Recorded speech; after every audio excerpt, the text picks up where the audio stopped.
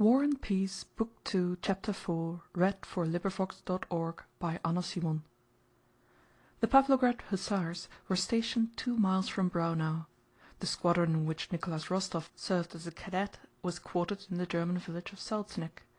The best quarters in the village were assigned to Cavalry Captain Denisov, the squadron commander, known throughout the whole cavalry division as Vaska Denisov. Cadet Rostov, ever since he had overtaken the regiment in Poland, had lived with the squadron commander. On October 11th, the day when all was astir at headquarters over the news of Mack's defeat, the camp life of the officers of this squadron was proceeding as usual. Denisov, who had been losing at cards all night, had not yet come home when Rostov rode back early in the morning from a foraging expedition. Rostov, in his cadet uniform, with a jerk to his horse, rode up to the porch, swung his leg over the saddle with a supple youthful movement, stood for a moment in the stirrup as if loath to part from his horse, and at last sprang down and called to his orderly. "Ah, Bondarenko, dear friend," said he to the hussar, who rushed up headlong to the horse.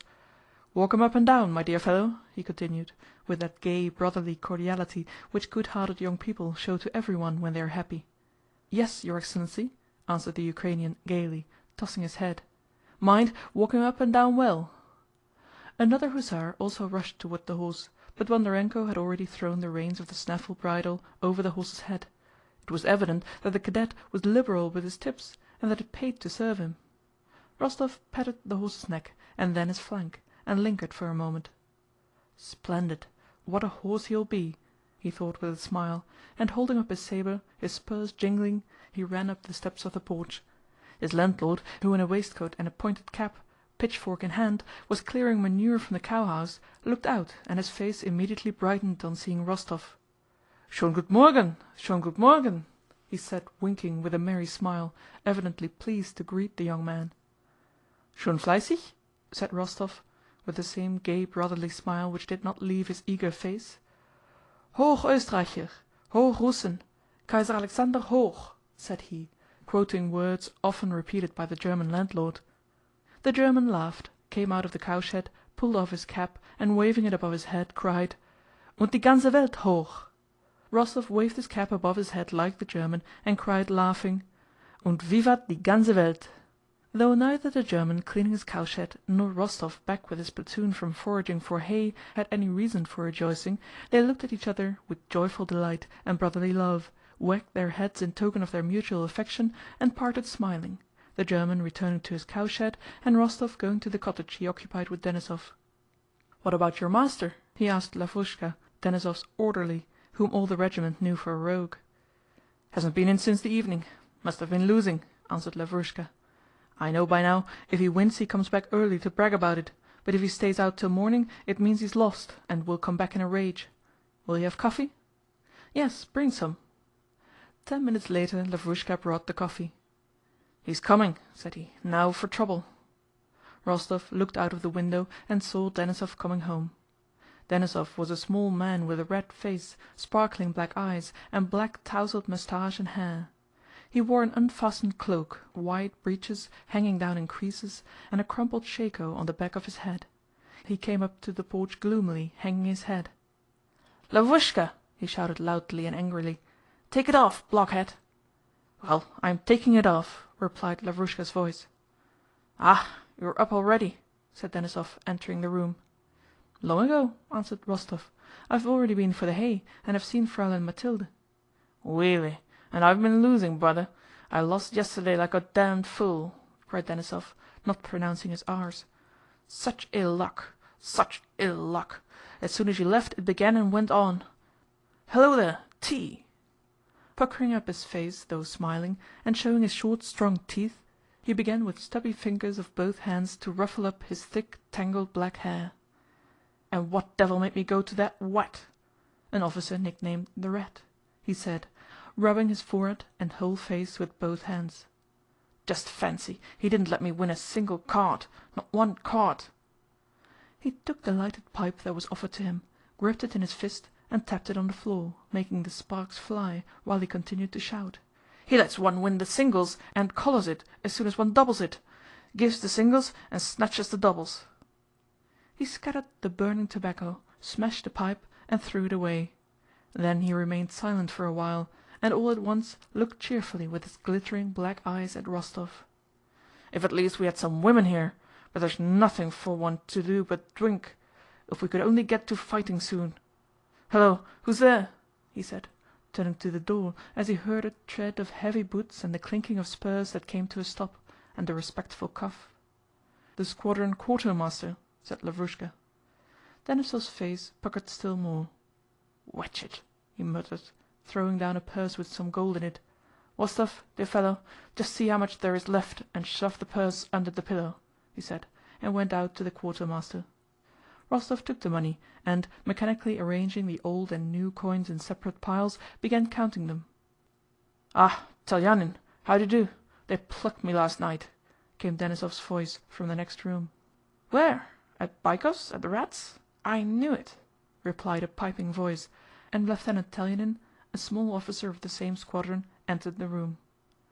Rostóv thrust the purse under the pillow and shook the damp little hand which was offered him.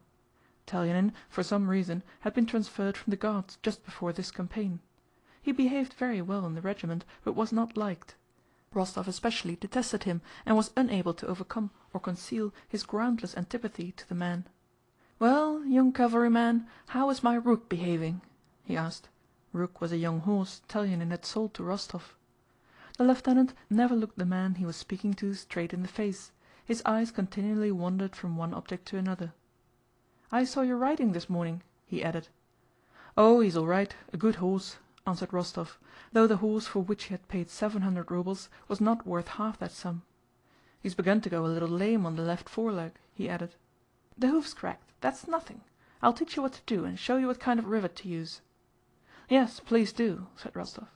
I'll show you, it's not a secret, and it's a horse you'll thank me for." "Then I'll have it brought round," said Rostóv, wishing to avoid Telyánin, and he went out to give the order. In the passage Denísov, with a pipe, was squatting on the threshold facing the quartermaster who was reporting to him. On seeing Rostóv, Denísov screwed up his face and pointing over his shoulder with his thumb to the room where Telyánin was sitting, he frowned and gave a shudder of disgust. "Ah, I don't like that fellow," he said, regardless of the quartermaster's presence. Rostóv shrugged his shoulders as much as to say, "Nor do I, but what's one to do?" and, having given his order, he returned to Telyánin.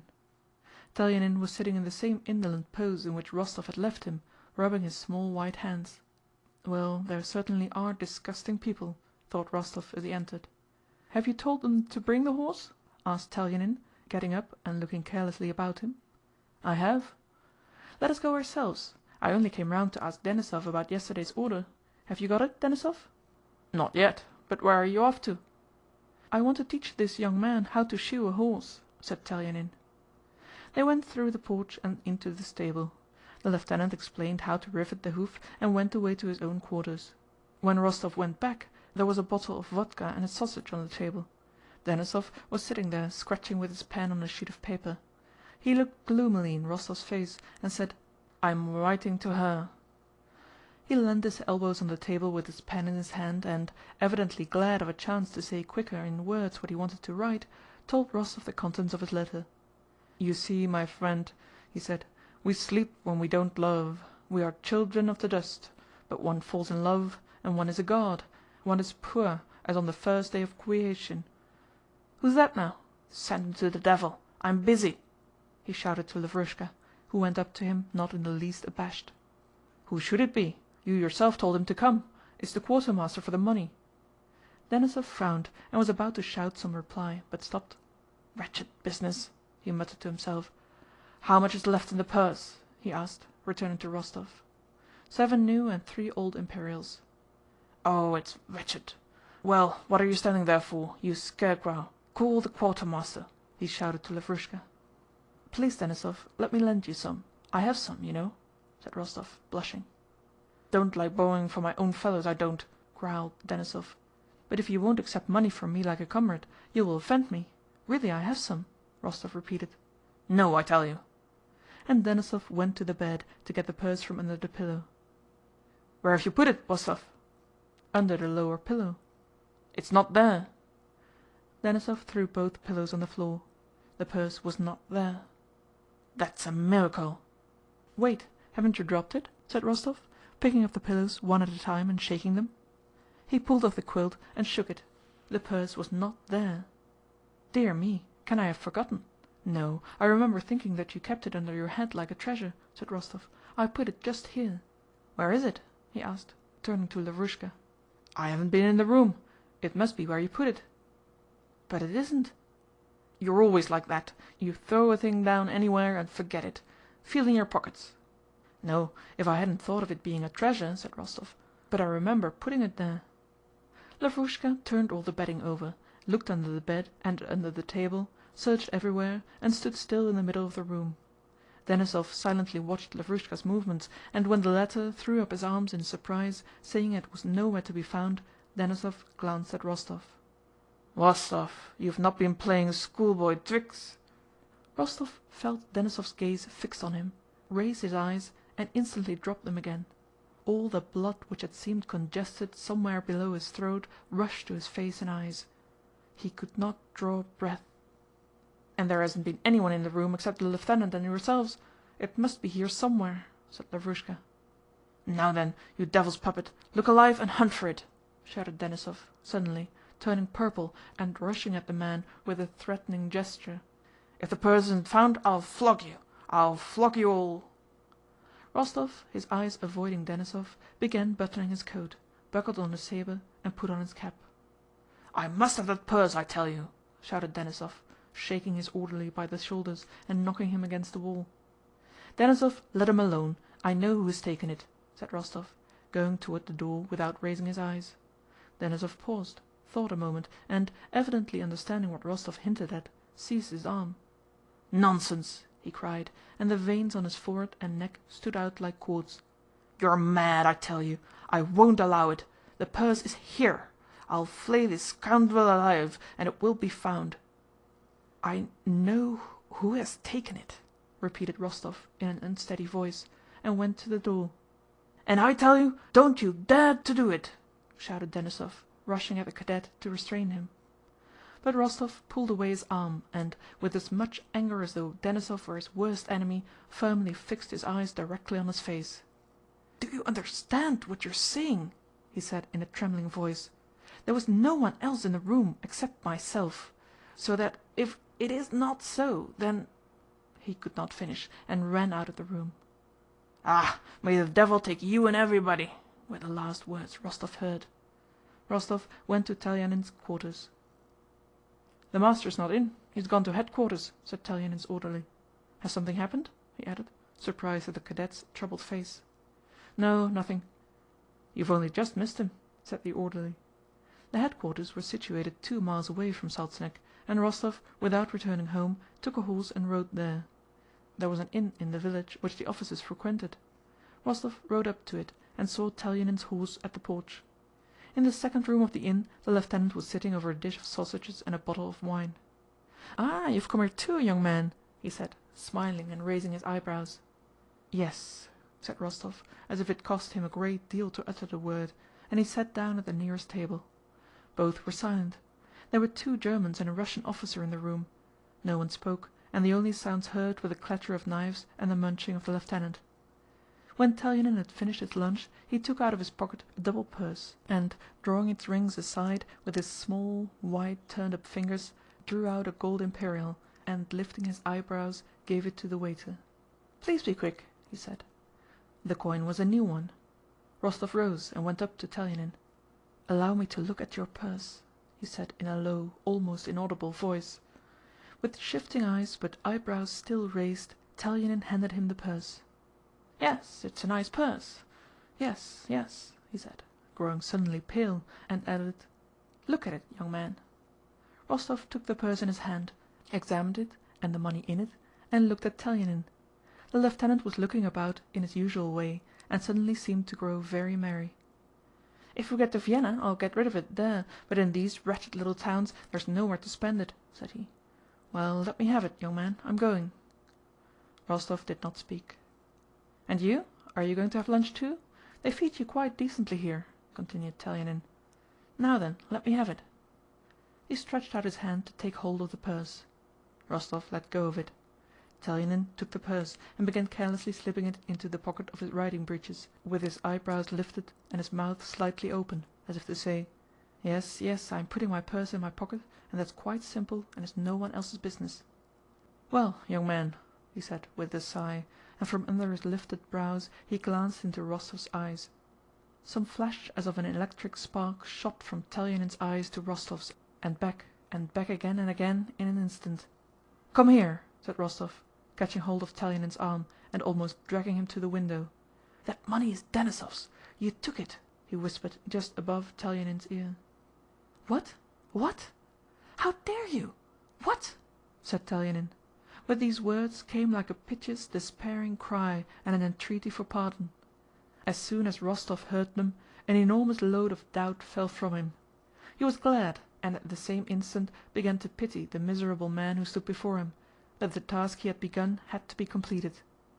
"Heaven only knows what the people here may imagine," muttered Telyánin, taking up his cap and moving toward a small empty room.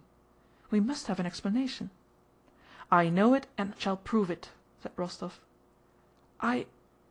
Every muscle of Telyánin's pale, terrified face began to quiver. His eyes still shifted from side to side, but with the downward look not rising to Rostóv's face, and his sobs were audible. "Count, don't ruin a young fellow! Here is this wretched money. Take it!" He threw it on the table. "I have an old father and mother." Rostóv took the money, avoiding Telyánin's eyes, and went out of the room without a word. But at the door he stopped and then retraced his steps. "Oh God!" he said with tears in his eyes. "How could you do it?" "Count!" said Telyánin, drawing nearer to him. "Don't touch me," said Rostóv, drawing back. "If you need it, take the money." And he threw the purse to him and ran out of the inn. Chapter 5